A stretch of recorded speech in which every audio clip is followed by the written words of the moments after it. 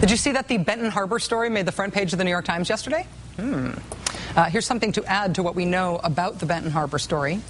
Check this out. This is the emergency manager who has been put in charge of Benton Harbor, Michigan.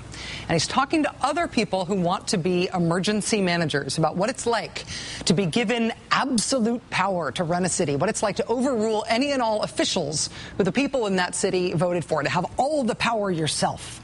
This was posted online this week by Eclectablog, which has been doing great reporting about Michigan's new emergency power government takeover law. It's a short piece of tape. Just listen. This is amazing.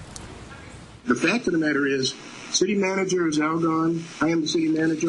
I replaced the finance director. So I'm the finance director. I'm the city manager. I am the mayor. I'm the commission. And I am equal. You're running the city. You are the mayor. You are the commission. You have taken over from them. So just in case you're wondering why they don't like you too much, you've taken that authority away from them, and they will challenge you every step of the way, and they will try to use the community, get the community against you.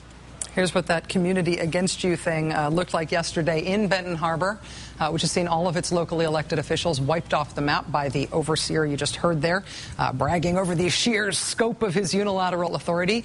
Several hundred people turned out to protest against him and his unilateral powers in Benton Harbor on a rainy day.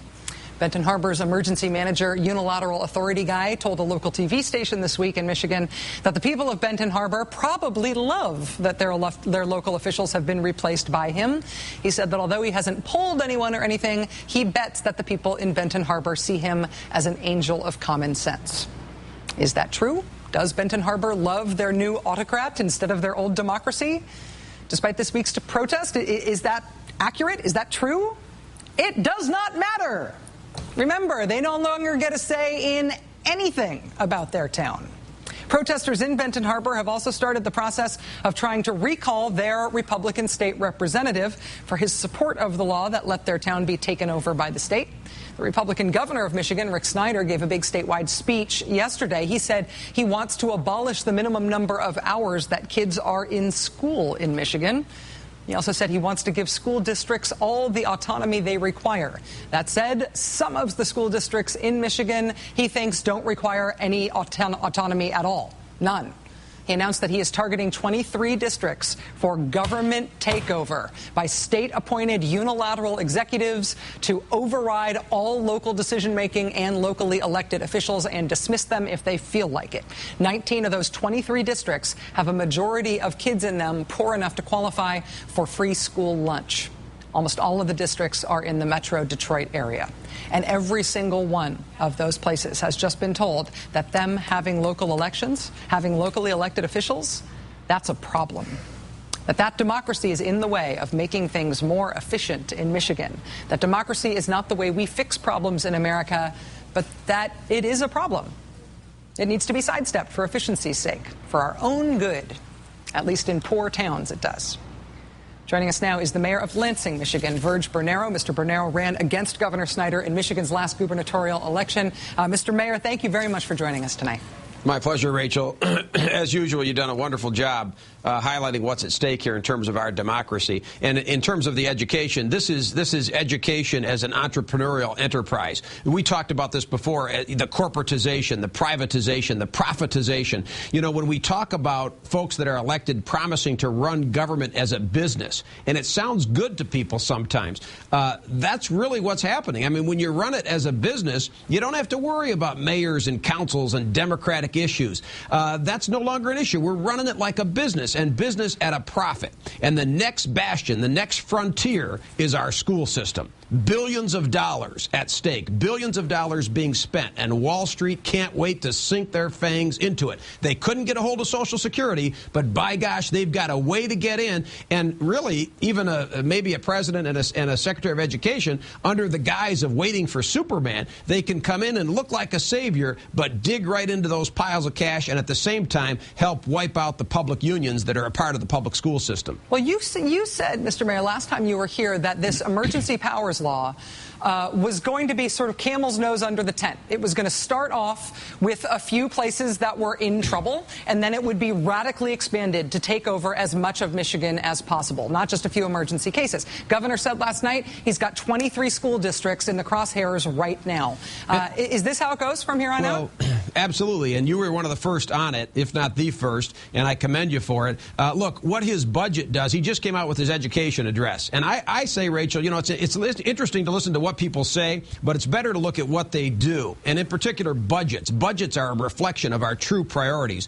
His budget calls for cutting per pupil spending by about $500 a head, even though there's a surplus in the school aid fund. He raided that fund to provide tax cuts for business, and so now he's putting cuts on the public school system. He essentially, Rachel, he's starving the public school systems into financial and academic anemia, and then giving them emergency managers. So he's kicking them when they're down, and then saying, by the way, if you're a failing school district, meaning if you have one school that in the district that doesn't meet standards, we'll take it over. And and he's taken the cap off charter schools, and he's invited in the for-profit charter schools. He's inviting them to Michigan, and of course, that's all part of the game. That's part of what's going on here is, again, the corporatization of our school system. There are billions of dollars. Why would Wall Street allow that to just sit there when they can come in, raid, and pillage our public school system? And I'm not convinced that they care about quality education, because the charters that we have aren't performing any better than our public school system. We all know there's no silver bullet, but part of what the governor's plan did is it perpetuates the myth of the Superman principal, the Superman teacher who can come in and solve all the problems. We know that's not a reality. My wife is a lifelong educator, God love her, as I do.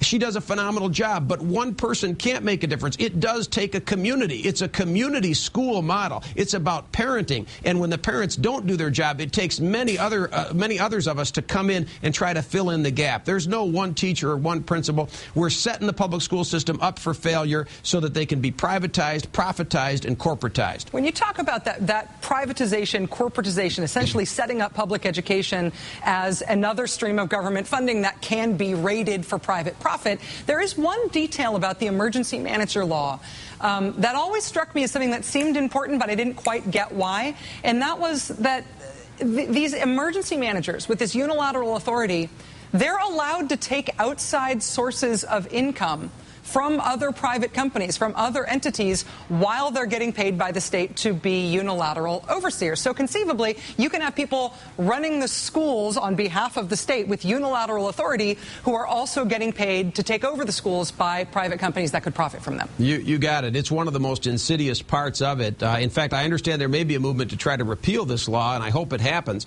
Yeah, this has happened in other cases already. I think that this happened in Detroit. So you don't know really what the influence is that they're under. The guy that you had on there from Benton Harbor, I think he's making from the state about $11,000 a month, far more than what the mayor or council maybe combined were making. And so it's a real boon for him. I can see why he likes it. And for these other folks who maybe are unemployed folks in Michigan who can go get a great gig and have all this authoritarian power and really answer to no one or ride roughshod over the citizens, it's a sad day. Again, sad for democracy, but I hope folks will pay particular attention to what's happening with our school system, because up to this point, it's always been about what's good for kids and how do we improve our school system. I'm afraid we're turning to what can Wall Street take out of Main Street, out of our school system, and I'm not convinced that they care that much about the educational process, because most of the jobs that Wall Street is creating is overseas in Asia anyway. So if they can pull money out of our school system, so much the better for them.